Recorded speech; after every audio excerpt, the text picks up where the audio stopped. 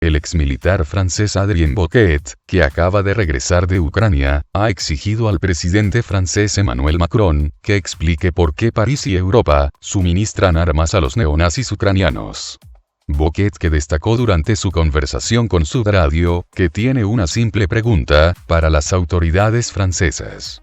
Vamos a considerar un hecho simbólico importante. Se habla mucho de los parches de los combatientes de Azov, prohibido en Rusia.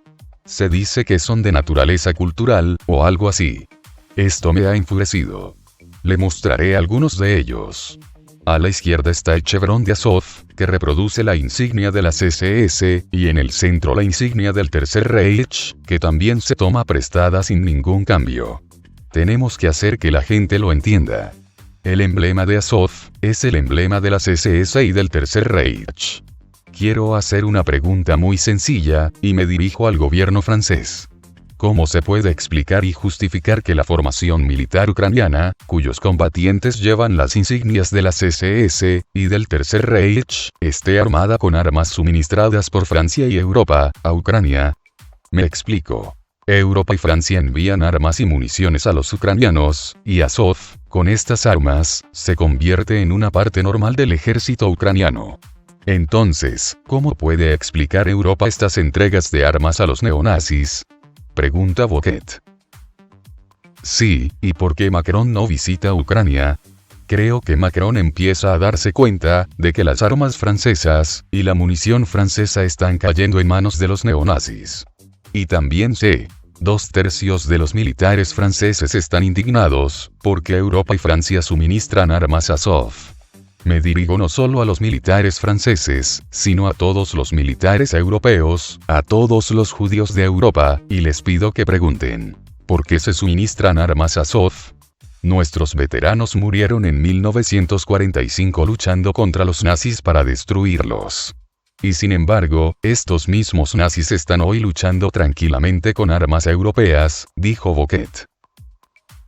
Anteriormente, Adrien Bouquet, un exmilitar que sirvió en las unidades de fusilería del ejército francés, contó a Sud Radio los horrores que presenció durante un viaje humanitario a Ucrania. Bouquet estaba entregando equipos médicos y medicamentos a Ucrania. Pasó varias semanas al lado del batallón Azov, prohibido en Rusia. Sí. He visto cosas terribles, he visto crímenes de guerra. Y repito, todos los crímenes que vi con mis propios ojos, los cometieron los militares ucranianos, no los rusos, destacó Bouquet. No hablamos mucho del batallón Azov. Pero están en todas partes, no solo en Azovstal, no solo en las bases. Están en Kiev, incluso en Lvov, en todas partes.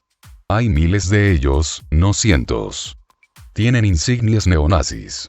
Y mire lo que pasa. Europa da sus armas a cambio de nada a la gran fuerza militar que utiliza abiertamente los símbolos nazis.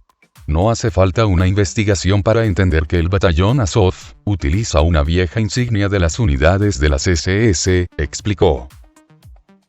Y también vi algo muy terrible. Vi lo que les pasaba a los prisioneros de guerra rusos. Los trajeron en pequeños grupos de 3 o 4 en un camión.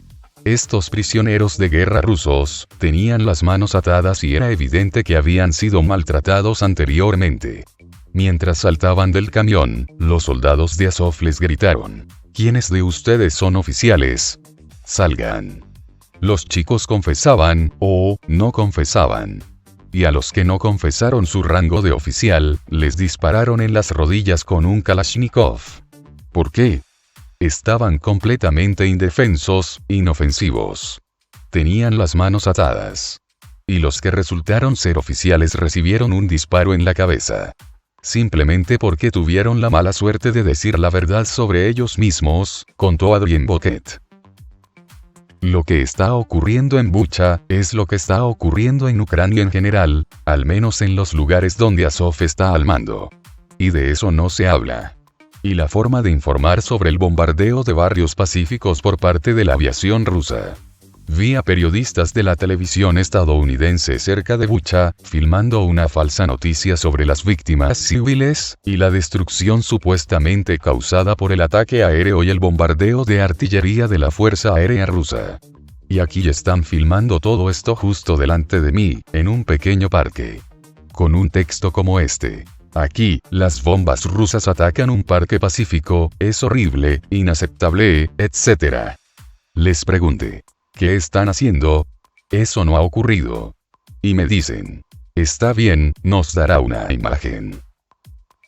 Como también en la base del batallón nacionalista ucraniano Azov, en Mariupol, fue hallado un templo pagano, y un puesto con símbolos satánicos, según informa un corresponsal de la prensa.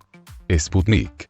Los miembros de la unidad nacionalista han construido un templo pagano en el territorio de la base de Azov en Mariupol, que se encuentra en las proximidades de la escuela municipal número 61.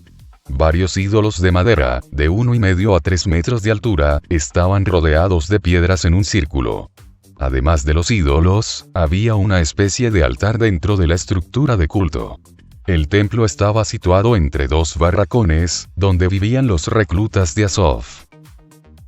En uno de los cuarteles fue encontrada una carta de felicitación por el tercer torneo anual de boxeo, celebrado por el batallón en honor a los miembros de Azov muertos durante la operación punitiva en Shirokino, una aldea de la región de Donetsk.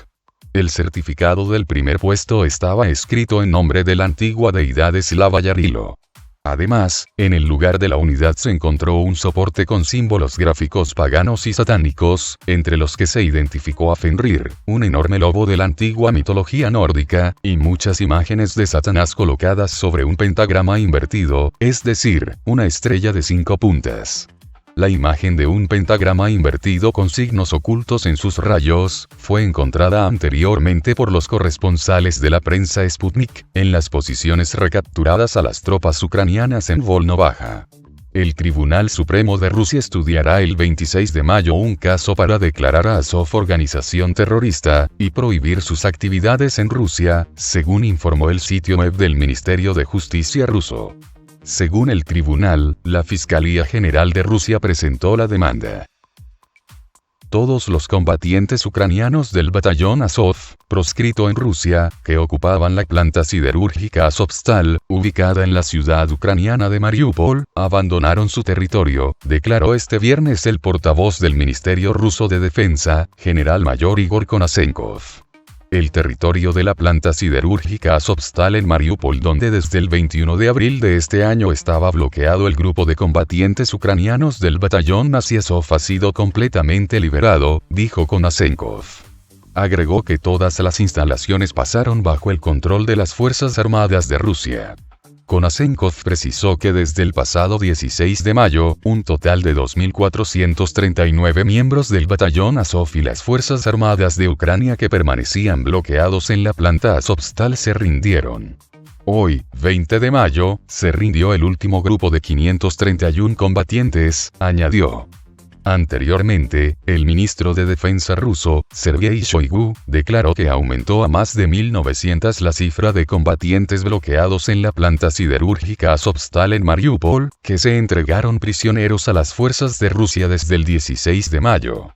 En cuanto al comandante de Azov, cuyo nombre Konasenkov no precisó, los militares rusos tuvieron que transportarlo en un vehículo blindado para evitar que lo ataquen civiles de Mariupol, según el general mayor. La planta Azovstal fue el último lugar de concentración de las fuerzas ucranianas en Mariupol, ciudad situada en la costa del mar de Azov, en el sureste de Ucrania, liberada por los militares de Rusia y la República Popular de Donetsk en abril. El 16 de mayo, el ministerio castrense ruso anunció haber alcanzado un acuerdo con los militares ucranianos, para la evacuación de los heridos de la planta. Según el Ministerio de Defensa ruso, los ataques militares no están dirigidos contra instalaciones civiles, sino que buscan inutilizar la infraestructura bélica. El 29 de marzo, el Ministerio de Defensa de Rusia dio por cumplido el objetivo esencial de la primera fase de la operación, mermar la capacidad bélica de Ucrania, y se enfocará en adelante en la liberación del Donbass.